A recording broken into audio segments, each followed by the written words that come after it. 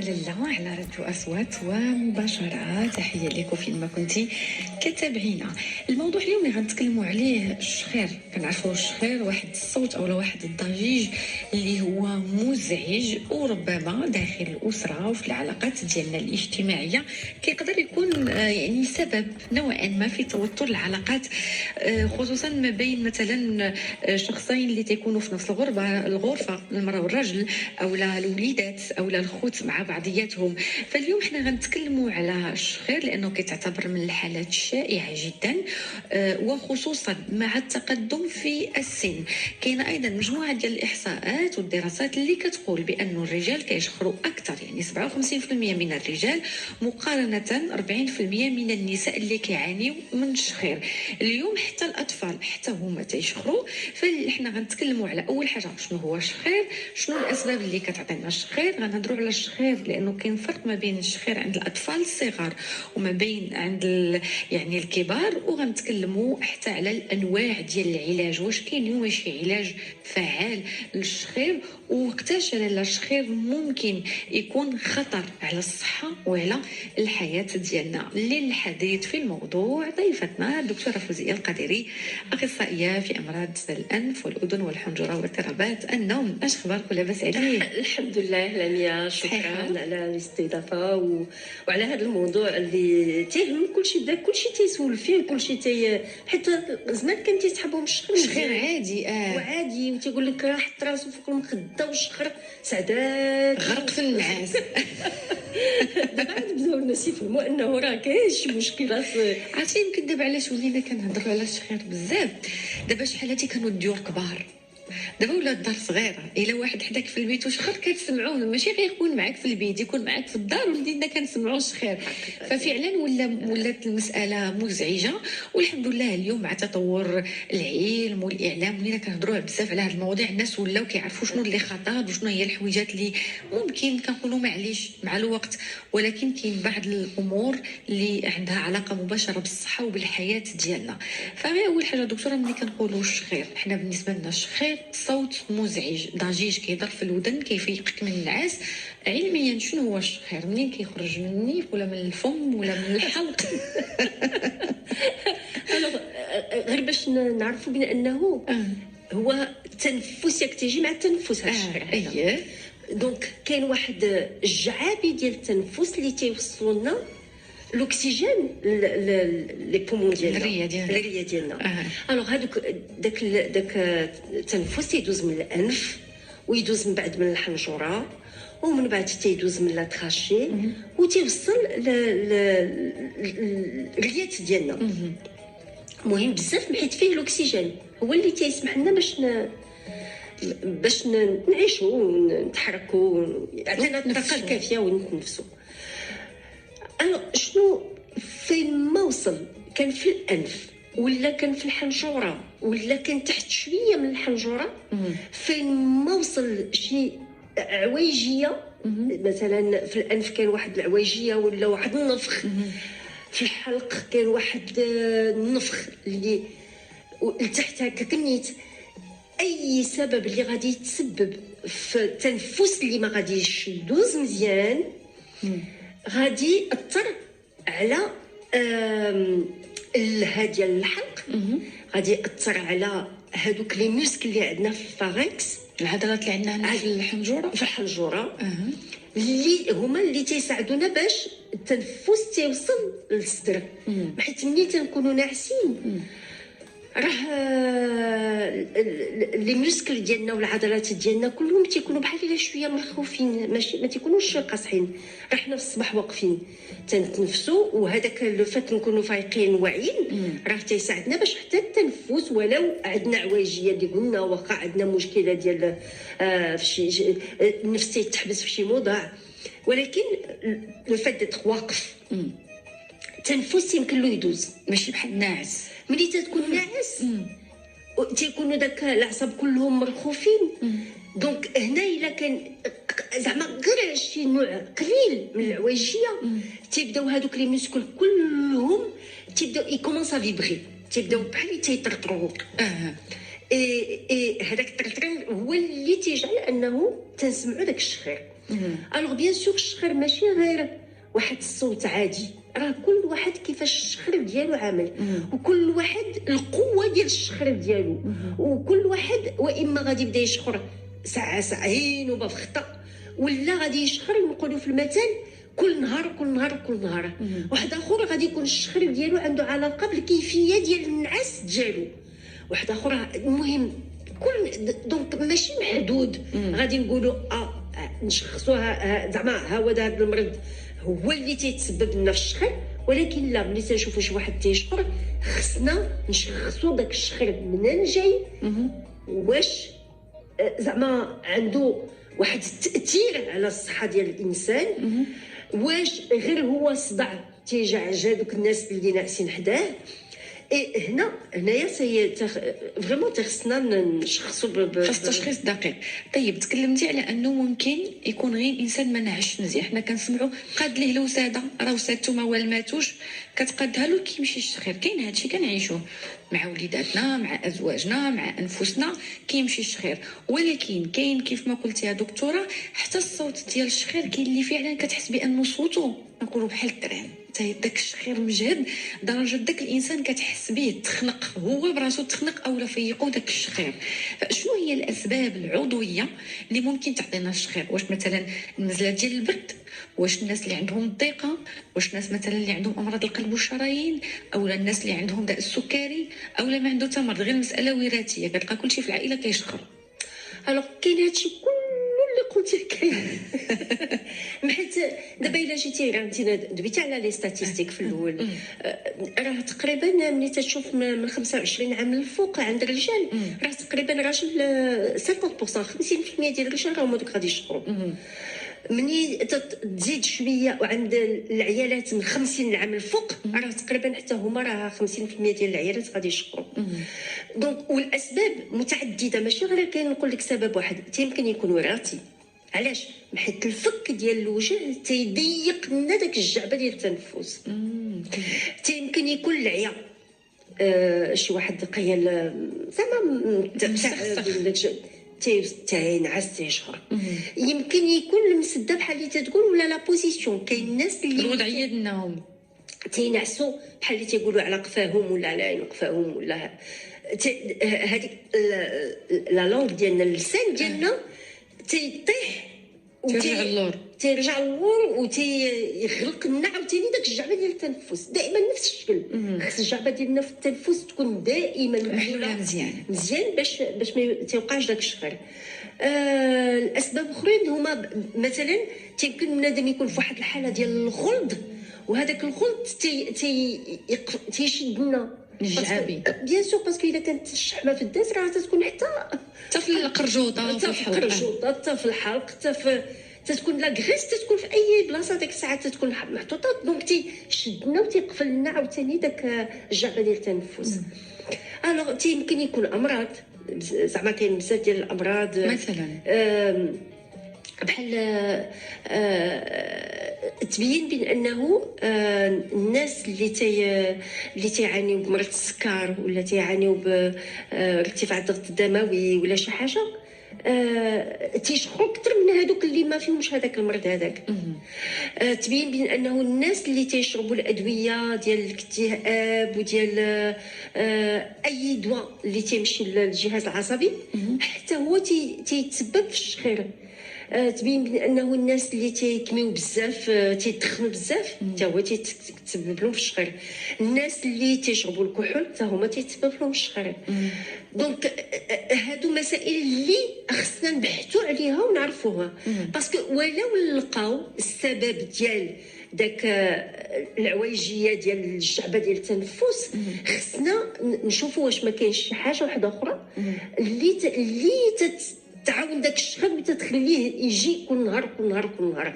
باسكو الواحد الا شخر نوبه في السيمانه ولا جوج نوبات في السيمانه ولا ماشي مشكل، ماشي واحد اللي تيشخر كل نهار كل نهار هنا خصنا نشوفوا شنو هو زعما طيب غادي نتكلموا على العلاج، لانه ملي كيجي التشخيص كتجي الانواع ديال العلاج يا دكتوره. يمكن قبل بغيت نتوقفوا عند الاطفال، تكلمنا عن الكبار والاسباب اللي كتعطيهم يعني الشخير. واش الشخير ديال الصغار الاطفال الصغار بحال الكبار او لا كاين اختلاف يا دكتوره؟ كاين اختلاف كثير في عند الاطفال. علاش؟ باسكو شنو قلنا الا كانت الجعبه ضيقه ديال التنفس غادي نعاود نرجعوا لها. نعم. عند الاطفال في الاغلبيه ديال الاحيان اللي تيضيق داك الجعبه هما ملي تيكونوا الجلود في الانف ولا تتكون اللوزات الحلقه منفوخين بزاف. نعم. تما التنفس ما تيدوش مزيان والطفل تيبدا يشخر. الفرق اللي بينه وبين البنادم الكبير سكو الطفل، حنا البنادم الكبير الى شخر يمكن يكون ماشي تاثير بزاف على الصحه، غادي يكون تاثير على الناس اللي حداه ولكن ماشي ورد على الصحه. ولكن الطفل خير تيبدا يشخر تيوقع تاثير على الصحه. بمعنى بحالاش كيفاش تاثر الصحه ديالو؟ الطفل اللي تيكون تيشخر هو مثلا ما تيتنفسش مزيان، ملي تيكون ناعس ما توصلوش الاكسجين مزيان للدماغ ديالو للذات ديالو. ما دونك الا ما وصلوش الاكسجين معناتو راه داك النعاس ديالو غادي يكون مقطع، ما غاديش يرتاح فيه، ما غاديش يلقى الطاقه لغدا باش يعاود يبدا يركز في القسم، باش يكون زعما في لابرونتيساج في لا ميموار وداك الشيء. يعني الذاكره ديالو في التعلم هذا الشيء غيأثر عليه. هذه من جهه واحده اخرى خصنا نعرفوا بانه الهرمونات ديال النمو راه تينتجوا بالليل في الساعات الاولى ديال الليل. الا كان هذا الطفل هذا تيشخر وينعس ومقطع وما تيتنفسش مزيان وما توصلوش الاكسجين وما تيدخلش لذاك النوم العميق باش يبداو داك الهرمونات ينتجوا، دونك ولا بدا غادي يوقع التاثير عليه. دونك غادي ينقص الانتاج ديالو في النمو ديالو، لا في ذاته ولا في عقله ولا حتى في لا كرواسونس ديال يعني النمو ديال الوجه حتى هو تيتاثر، كيبان فيه حتى هو تيبان فيه. كاين اطفال تيدخلوا لعندنا دابا بحال دابا لا كونسلطاسيون تنشوفوهم تنعرفوهم هادو تيشخروا ما تينعسوش مزيان، باينه في الملامح ديالو، باينه في هذوك لي سيرن اللي تيكونوا كحل تحت من عينيه، باين في الوجه ديالو اللي تيكون طويل باسكو ما باين ملي تنحلوا له فمو تلقاو اللهه ديالو غارقه ماشي عاديه. دونك كاينين تتبان تو سويت بانه هذاك الطفل هذاك راه عنده صعوبه في التنفس ملي تيكون ناعس. عند اطفال صعيبه بزاف اكثر من عند بنادم الكبير. يعني طفل كيشخر بوتيره متكرره خاصو ضروري يمشي عند الطبيب. هادي زعما انا تنقول سي اون اورجونس مستعجله، حاله مستعجله زعما. نعم.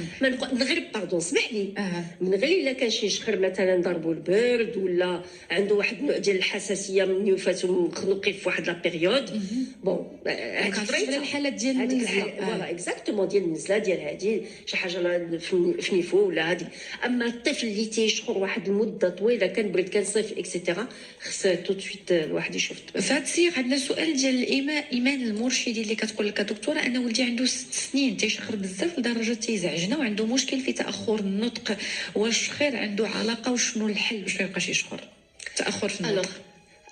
اولا الا كان عرفتي كل شيء شي مع شي. نعم. باش انا قلت لك انا عند الطفل راه تيكون واحد التاثير كبير بزاف بالنسبه للطفل. عنده كلها لا سفير اوغال سيتادير الاذن الانف الحنجره كلهم عندهم علاقه ما بين شي مع شي. الا كان هذا الطفل هذا مثلا عنده جلود في نيفو غادي يولي يشخر. الا عنده جلود في نيفو معناتو الاذن ديالو ما مسرحينش مزيان وما تيتنفسوش مزيان باسكو ميم الاذن تيخصهم يتنفسوا مزيان. دونك الا كانوا الودنين حتى هما بلوكي ما غاديش يسمع مزيان. لاجل هذا تنظن زعما الحمد لله اللي دوات على الحاله ديالها تشوف اختصاصي ديال الاذن الانف والحنجره راه غالبا غادي تلقى عند الوليد الجلود والحلقه وغادي تلقى الماء في قلب الودنين ماشي داك الماء ديال الحمام ولا شي حاجه لا الماء اللي تيكون في قلب الودنين اللي تيخص ولا بدا واحد النوع ديال العمليه بسيطه باش تخرج داك الماء من قلب الودن والطفل تيولي يسمع عادي منه. نعم. غادي نوصلوا معك دكتوره مع المستمعات ديالنا ومستمعينا كتابعينا مباشرة على راديو أصوات. غادي نفتحوا المجال لاستقبال الأسئلة ديالكم 05 22 77 24 24. هذا الرقم ديالنا الاستوديو المباشر، وحنا معكم أيضا عبر الفيسبوك للتواصل راديو أصوات باش أوفيسيال. ولكن من يكبر وعاود بدا تيشهر سكو شي حاجه واحده اخرى تسببت له في هذا الشهر هذا. اي دونك زعما ولا بد خص فحص من عند الطبيب اللي اختصاصي بالانف. نعم. افيك دو ماتيريال سبيسياليزي.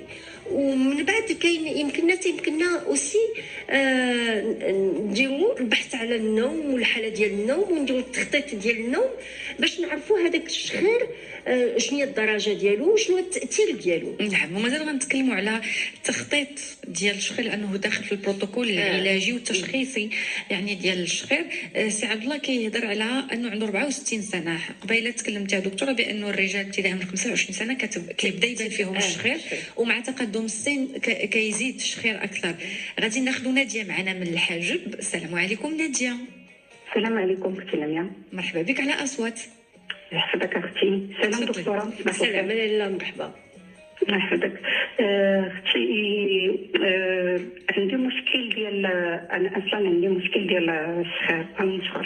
غنشخر شويه، والمشكل عندي كذلك ديال العظم. انا تنعاني من العظم وتناخذ عليه تريتمون. ايوا. الاشكال اللي كان عندي في هاد الاونه هذه شهرين هذه الاخرى كان عندي المشكل ديال الودن. تضرني الودن بزاف. نعم. درت واحد التقطيره من بعد ولا الراس تيضرني. دابا المشكل ضعف عندي بزاف. انا الراس تيضرني ولا تضرني بزاف لدرجه انني ما كنقدرش كاع تنعس. ما عرفتش دكتوره شحال في عمرك؟ لا شحال في عمرك؟ 43 عام. الوغ 43 عام. واش بالنسبه للوزن ديالك حاسه بانه الوزن عندك كثير ولا عندك الوزن عادي؟ لا عندي المهم 70 كيلو. الوغ هنا كاينه واحد العلاقه زعما ما بين الشخير، ما بين الدقه اللي تجيك، وما بين خصك تشوف حتى واش ما عندكش داك الحموضيه اللي تطلع لك بالليل من المعده ديالك. كاينه واحد العلاقه ما بين هاد الامراض هادو كلهم، وهذيك الحموضيه اللي تطلع من المعده يمكن لها هي تاثر على الودن ديالك. دونك انا تنظن زعما شوف اختصاصي اللي هو غادي يشخص لك هذا الشيء كامل، حيت هاد الامراض هادو كلهم واحد متراكب مع الاخر، وخصك تعالج دابا حتى الدقه ديالك. الا ما عالجتيش الشخير بصفه زعما مزيانه حتى داك لازم يمكن له يبقى فيك دائما، وغادي الدواء ديالو انت غادي وانت تزيد في الدواء. والحموضيه ديال المعده خصك ولا بد حتى تشوف الطبيب ديال المعده باش تشوف الا ما كانش، باسكو الا كانت وما تعالجتش راه واخا تعالج الشخير، واخا تعالج ودنيك، واخا تعالج الدقه ديالك راه ما غتمشيش. الوغ ملي تقول لي راسك تيضرك راه حيت بعد النوبات هذا الشخير هذا يمكن له يتطور التوقف ديال التنفس، تنسميوه لي زابني دو سوماي. الا كان الانسان تيتوقف التنفس ديالو ما تيوصلوش الاكسجين مزيان للراس، تيولي يتشكى بداك الحرق في راسه. كيتوقف التنفس دكتوره بمعنى كيفاش كيتوقف التنفس؟ تيتوقف التنفس هو الانسان تيكون تيشخر، تيبقى تيشخر، وداك الشخير غادي هو تيزيد حتى واحد الساعه تيوقف الانسان، باسكو داك الجعبه ديال التنفس ديالو كلها تشدت تقفلت. وشحال كيقدر يوقف التنفس وحنا ناعسين؟ الوغ هو ما تيفوتش 10 ديال الدقائق. ما تيفوتش. علاش؟ باسكو داك الساعات الدماغ ديالنا تيفيقنا واخا حنا ناعسين. ما ردينش البال، تيفيقنا حيت ما تيبقاش يوصل له الاكسجين، وتيقول لذاتنا نوض باش تنفس، راه تقطعت فيك النفس، تقطع الاكسجين على الدماغ. وهذه الحاله هذه هي اللي تجعل انه الامراض، اسباب ديال الامراض كلها اللي ترتبط مع تقطع ديال التنفس، ستادير رفع ديال الضغط الدموي، كيطلع، تيمكن السكر يبان، تيمكن اكتئاب يبان، تيمكن يبان بزاف ديال الامراض اللي عندهم علاقه مع الاكسجين اللي ما تتوصلش للذات وما تتوصلش، اللي هو جاي من الشخير اللي كيعطي اضطراب في النوم. طيب غادي ناخذ محمد معنا من مدينه سماره. السلام عليكم محمد. عليكم السلام، كي دايره لاباس عليك؟ الله يبارك فيك، مرحبا بك على الاصوات. بارك الله فيك. نعم عليك سيدي. كي دايره دكتوره لاباس الحمد عليك؟ لله، بارك الله فيك امان. الله يبارك فيك، شكرا على هذا البرنامج هذا وعلى هذا الموضوع هذا. مرحبا سي محمد. عافاك، عندي جوج ديال الاشكاليات تطرا ليا. انا الحمد لله في الناس ديالي ما كنشخص صراحه، ولكن جوج ديال الحاجات. الحاجه الاولى، الا بدلت المخده، الا كانت المخده عاليه بزاف. والحاجه الثانيه، الا نعست على كرسي. يعني قبيله قلت واحد الحاله تقدر بعد المرات الشخير ديالك انت تسمعو. فعلا يعني واش تيفيقك، يعني تقول انت ما يمكنش انت ناعس وفي نفس الوقت كتفيق كتسمع السخه ديالك، بعد المرات كتجيك شي حاجه غريبه. هما جوج اشكاليات، واش هادشي يعني صحيه ولا؟ ولكن سائر الايام ديالي الحمد لله ما كنشخر ما والو. واخا. شحال في عمرك يا محمد؟ 33 سنه. الوزن عندك وزن زائد ولا وزن ديالك طبيعي؟ لا طبيعي الحمد لله. واخا. بارك الله فيك. تبارك الله عليك يا محمد، خليك في الاستماع. بارك الله فيك.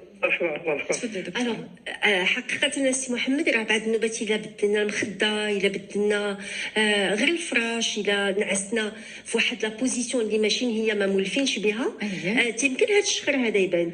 لاجل هذا ما تنظن ماشي مشكل نهائيا الا عرفتي انت شنو هما زعما القياس ديال المخده اللي خاصك باش تنعس مرتاح، شنو هو لا بوزيسيون ديالك في النعاس اللي تتريحك، زعما سي بون بلا ما زعما تشوش بالك في هذا الشيء هذا. غير حاول باش افيكتيفمون تبقى تريسبكت داك لا بوزيسيون تسمعي داك لوغيي باش يبقى لك نعاسك. يعني دائما يكون يختاروا وساده مزيانه، والوضعيه ديالنا حتى هي تكون مريحه. فوالا باسكو دابا هو شخص لراسو تيقول لك راه ملي تنعس على كرشي ولا ملي تناخذ على هذيك المخده عاليه، دونك سي نورمال. عندنا سؤال ديال سعاده دكتوره، كتقول لك الاب ديالي كيشخر بزاف، هادشي ولا فيه في هاد 3 سنوات الاخيره.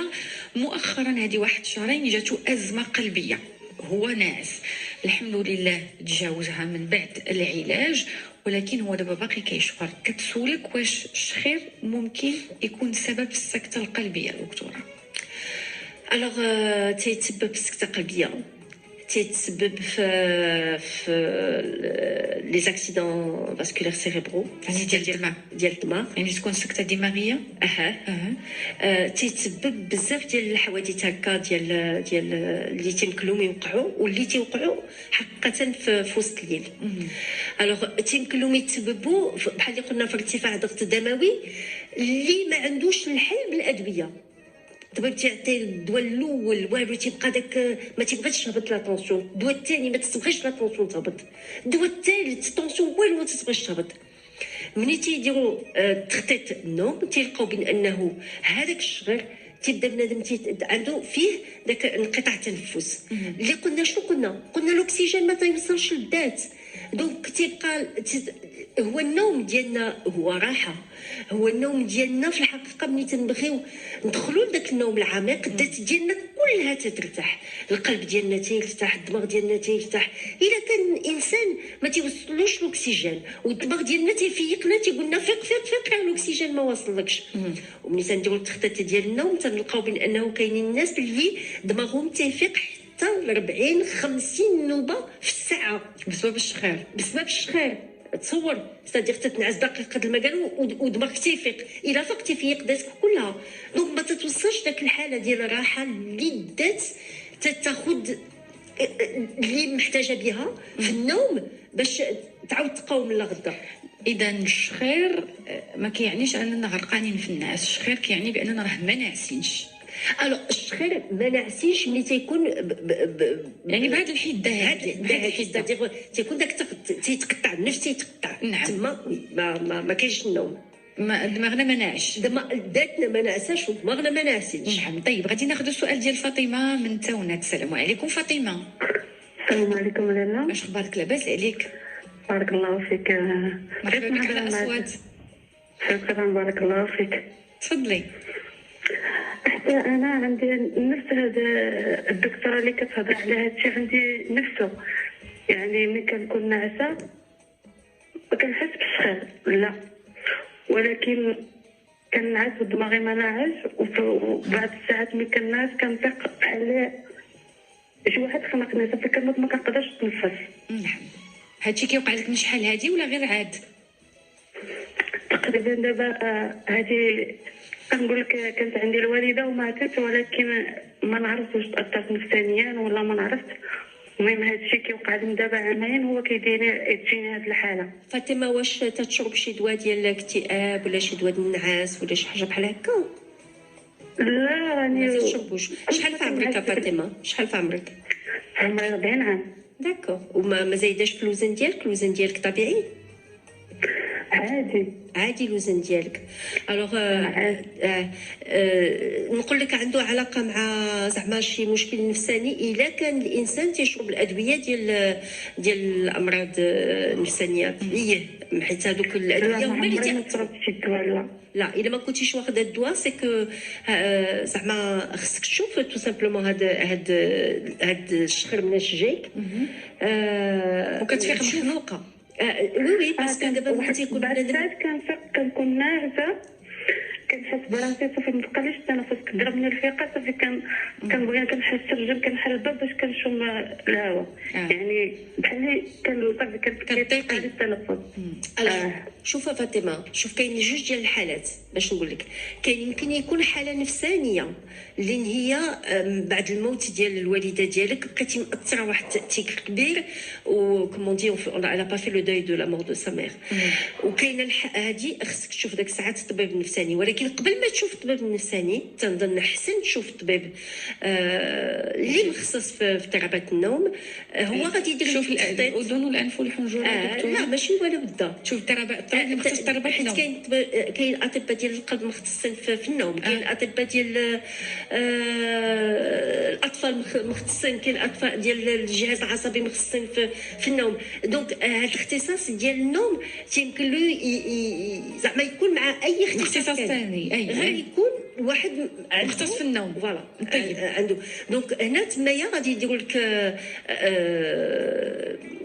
غادي يشوفوا لك النوم ديالك وغادي يديروا تخطيط ديال النوم وتما غادي يشخصوا لك، غادي يقولوا لك واش مشكل عضوي، واش نيت هذا الشخير اللي عندك والتوقف اللي تيتسبب لك في هذا الشيء هذا، ولا مشكل نفساني. حيت يمكن يكون مشكل نفساني الا قلتي تنوض وتحل الشرجب وتهادي هذا داك الساعات عاودوا يشوفوا واش شنو هو تعالج على حسب. طيب من غير الحالات المرضيه دكتوره، ملي تنتكلموا على الشخير عند المراه شنو هي الاسباب اللي ممكن تعطي المراه الحامل واش عندها الشخير اكثر؟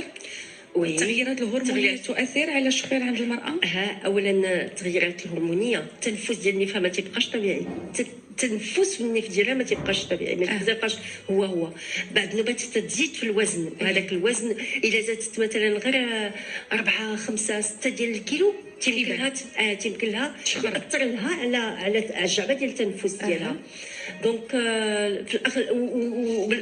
بالاخص ملي تكون ناعسه هذاك التربيه تبرك لها على داك لو ديافراغم سيتادير لو موسكل اللي تعاونها على التنفس. اي دونك ولا بدات تلقى صعوبه باش تتنفس ملي تكون على ناعسه على في الحمل ديالها. اذا هذه ماشي حاله مرضيه فتره وغادي تدوز، ما كتحتاج تدخل طبي يا دكتوره؟ لا نو ما تحتاجش، غير الا كان بنادم تيعاني بشي شخير كثير بزاف ولا تيعاني مثلا شي تاثير تيفيق براسو براسو تيحرقو ولا تيفيق حس براسو بحال الا ما نعسش داك الليله زعما الا كان هادشي كثير كيأثر على الصحه. المراه في الفتره ديال الحيض ديالها ايضا كاين اضطرابات هرمونيه كتكون في هذيك الفتره، او المراه ملي كتنقطع عليها يعني دم الحيض او العاده الشهريه، واش حتى هاد جوج المراحل ممكن يعطيونا الشخير؟ لا ملي تكون فيها العاده الشهريه ما عندها حتى شي علاقه. مي باغ كونطخ ملي توصل لا مينوبوز هي ملي تتقطع عليها العاده الشهريه، هنا تتبان بزاف ديال العيالات تيوليو يشخروا من بعد هذا سميتو، حيت كانوا داك الهرمونات اللي كانوا في ذاتهم كانوا تيحميوهم ما تيبقاوش. وثانيا الاغلبيه منهم تياخذوا الوزن، هذاك الوزن هو اللي تيسبب في داك الشخير. والثالثه سيكو ما تيبقاوش تيتحركوا بحال اللي كانوا ملي تيكونوا صغار وداك الشيء بحال اللي تيدخل شويه د العكاز شويه د لا سيدونتاريتي، دونك ما تيبقاوش اكتيف. بحال كيبقاش داك النشاط والحيويه، فهادشي تا هو يقدر يعطيهم. لهم داك لي غاز ويحركوا باش يبقاو شادين في الصحه ديالهم. فكنخزنوا الشحمه عندنا. وقلتي في البدايه بانه ممكن الشحمه تكون عندنا حتى مثلا في القرجوطه ولا في هاد الشعابي كاملين اللي تكلمنا عليهم، غادي تخلي دوك الجعيبات كيضيقوا فالاكسجين ما كيدوش. غنمشيو دكتوره نتكلموا على العلاج. واش اليوم كاين شي علاج فعال غنمشي نداوى وما نبقاش نشخر؟ الوغ شوف لميا، قبل ما نهضروا على العلاج نعم. ما لحقناش باش نهضروا على شنو هما الاعراض، كيفاش تيتبين انه واش الشخير هذا مرضي ولا غير الشخير زعما ما غادي نقولش عادي، ولكن المهم غير مرضي، باش نفرقوا ما بيناتهم بجوج. غتسولني غتقولي فوقاش دوك القضيه هذا الشخير هذا تنقولوا هذا مرض وغادي ياثر لنا على الصحه ديالنا. غادي نقول لك الا كان الانسان مثلا تينوض في الصباح وينوض براسو تيضرو، الا ناض في الصباح تيقول لك انا راه ما ناعسش، هو راه ناعس 8 و 9 السوايع، ما حسش براسو الا نعس. ما حسش براسو نعس، الا خلال النهار تتلقاه ساهي ما تيركزش، الذاكره ديالو ما بقاش هي. الا لقيتيه مثلا تيكون مثلا تيتحدث مع شي حد هو تيغمض بعينيه، تجي داك الخفوه ديال النعس على في وسط النهار على اي سبب كان، تلقى ديك الساعه تيبدا يغمض عينو باغي غير ينعس. هادشي خلال النهار. الوغ هاد الناس هادو كنا درنا واحد الابحاث تبين بانه حتى داك لي زاكسيدون ديال لا روت، حوادث السير عندهم علاقه مع هاد الشخير هذا ومع هاد التقطاع ديال التنفس. اذا ما كينعش مزيان بالليل، ما تينعش مزيان بالليل، قلت لك ما غاديش يركز، قلت لك غادي يبقى يجيه النعاس. هاد الناس هادو الدراسه بينت بانه تقريبا لي زاكسيدون عندهم علاقه اكثر من النص فيهم مع النوم. دونك شي واحد بحال دابا مثلا عندهم في بلدان واحد اخرين، كان كندا ولا كان في اوروبا ولا شي حاجه، الا شي واحد دار ان اكسيدون، دار حوادث زعما شي حادثه ولو حادثه بسيطه، غادي يقولوا له الله يخليك جيب لي التخطيط ديال النوم ديالك، جيب لي ليكزامان ديال الشوف باش نتاكد بانه تشوف مزيان، وجيب لي لا غليسيمي ديالك من انه ما فيكش مرض السكر ولا فيكش بارتيكوليرمون. دونك منهم التخطيط ديال النوم، باسكو تيقول الا هذا السيد هذا ما كانش ناعس مزيان ولا الشخر ديالو كان مأثر عليه غادي يعطينا هذا التاثير. طيب العلاج يا دكتوره ما بقاش الوقت بزاف. الوغ العلاج على حسب شنو اول حاجه غنبداو بالتخطيط. لا بيان سور تنبداو بالتخطيط، الا بانوا لنا هاد الاعراض اللي ذكرناهم. كيفاش كيدوز هاد التخطيط؟ واش خصو ينعس 8 ديال السوايع باش يدوز بالليل والماكينه تتسجل تيكونوا دايز الكترود في الراس. اذا خصو يكون عند الطبيب باش نديروا التخطيط. دابا كاين بزاف ديال لي بريستاتير اللي تيمكن لهم يتحولوا لعند الانسان في دارو. المهم خصها تكون بآلات طبيه. لا آلات تيكونوا آلات مختصين بهذا الشيء ديال التخطيط ديال النوم. تيخص الطبيب يطالع ويقرا داك التخطيط ديال النوم باش يشخص واش الشخير إلي كومبليكي ولا ماشي كومبليكي، واش كاين قطع التنفس، واذا كان شحال في الساعه. مهم بزاف ماشي الواحد يتقطع التنفس ديالو 5 ذنوبات في الساعه، بحال الا تجيه كل 15 دقيقه، بحال الا كان كل دقيقه تيتقطع له النفس ديالو، ماشي بحال. دونك على حسب شنو هو النوع ديال المرض، شنو اللي تسبب له في الشخير، شحال عنده ديال التقطع ديال التنفس في الساعه ديال النعاس، هادو كلهم غادي يمكننا واما نقولوا له يدير عمليه، واما نقولوا له يدير واحد لورتيز دافونسي مانديبولار، سيتادير واحد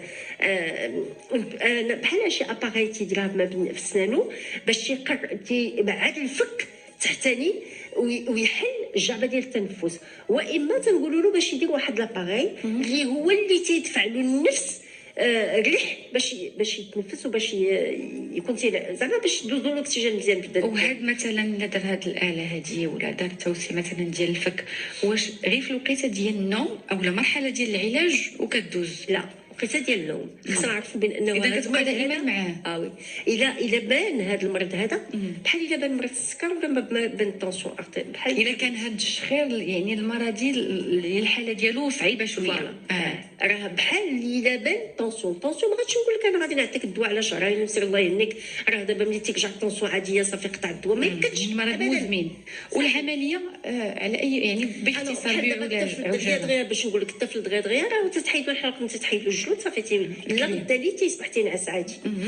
بنادم الكبير على حسب، حنا قلنا الجعبه ديال التنفس تبدا من الانف الى عنده شي مشكل عواجيه في النيف، الى عنده هذوك لي كوردي منفوخين.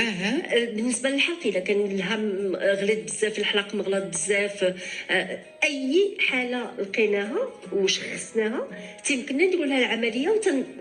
حنا المهم بالنسبه لنا خصنا نسرحوا داك الجعبه ديال التنفس، نسرحوها. والا ما لقينا حتى شي حل ديال العمليه باش نسرحوها تنصيفطوا واحد الهواء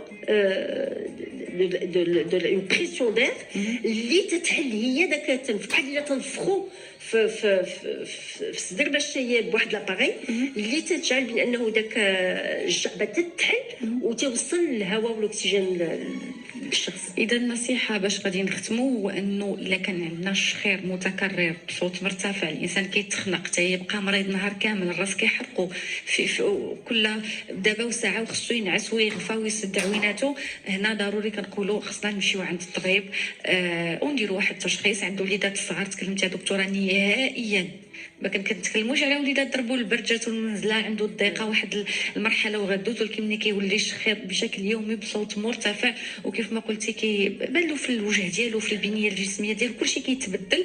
فانا خاص تدخل سريع جدا عند الطبيب. كنشكرك بزاف دكتوره فوزيه القديري. بغيت نتكلم ايضا هذا الاسبوع كاين واحد المؤتمر وطني، هذا المؤتمر اللي كيتنظم في يعني في الدوره ال11 ديالو هذه السنه، مؤتمر خاص بالنوم. هذه السنه المهم من 2010 كل عام تنديروا مؤتمر اللي تيجمع جميع المغاربه الاطباء المغاربه اللي تيهتموا بهذا المشكل هذا ديال النوم. في جميع الاختصاصات، الاطباء ديال الانف والاذن الحنجره، الاطباء ديال القلب، الاطباء حيت حنا شفنا التاثير ديال هذا المرض على الصحه فعلا. دونك تيكون اجتماع ديال هاد الاطباء كاملين هذا العام هذا. درنا ان كونغري مغربا 2016، درنا ان كونغري انترناسيونال جاو من جميع العالم. هذا العام غادي نديرو خدينا اون شوازي لو تيم ديال اضطرابات النوم عند الطفل، حيت عارفين بانه كاين واحد التاثير كثير. وعرضنا على واحد الاستاذ من امريكا اللي اختصاصي في هذا الشيء ديال الشخير عند الاطفال، اللي ولا بدا غادي يجبد معنا الحوار والجديد وشنو غادي يمكننا نزيدوا في العلم ديالنا ونطوروا من الجوده ديال النوم خصوصا عند الاطفال، لانه فعلا دابا نمط حياتنا تبدل. الوليدات مولاهم مليين بالتليفونات كيبقاو سهرانين، كينعسوا يمكن معطلين الصباح المدرسه، فهادشي كلشي كيأثر على الصحه ديال المواضيع كلها. غادي نجبدوها وغادي نذكروا فيها وبزاف ديال الاختصاصيين كل واحد بالاختصاص ديالو غادي يجيب المعلومات ديالو، وان شاء الله كنتمنوا لكم التوفيق يا دكتوره. وماذا بينا هاد المؤتمرات في الصراحه اللي كدار، عندنا مؤتمرات كثيره كدار في المغرب يعني في مختلف التخصصات، ماذا بينا المؤتمرات تكون مفتوحه للعموم في ندوات باش الناس يستافدوا، لانه احنا اليوم محتاجين نعرفوا، محتاجين حتى نحضروا لهاد الندوات ونفهموا شنو كاين، وتكون هكذا لقاء مع اطباء مغاربه وخبراء اللي جايين من يعني اجانب، لانه الجميل في اي مؤتمر كيف ما كان هو هذا اللقاء ما بين الثقافات وما بين المعارف ديال الجميع. فكرة جيده لانيا ان شاء الله باذن الله غادي نقولها لهم وغادي نحاولوا باش العام الجاي ان شاء الله. هذا العام بون سي ان بو تار باسكو عندنا الاسبوع هذا ان شاء الله، مي العام الجاي ان شاء الله on va prévoir d'ouvrir ça au grand public. واخا حنا راه تنديروا بزاف في بوكو دو فورماسيون بور لو غران بوبليك، زعما راه نجاهدوا باش الناس يكونوا واعيين وفاهمين بانه النوم مهم وبانه النوم ديال الاطفال مهم، باش نحاولوا باش يتفرجوش في لا تلفزيون ما يشوفوش لي بورطابل، هادشي كله تاثر عليهم. وراه حضورك معنا دكتوره هو دوره تكوينيه تبارك الله عليك، وشكرا. نتلاقاو ان شاء الله قريبا دائما على راديو اصوات. غادي نواصلوا مع الدكتور عماد ميزاب اللي غادي يقترح لنا من الطبيعه شنو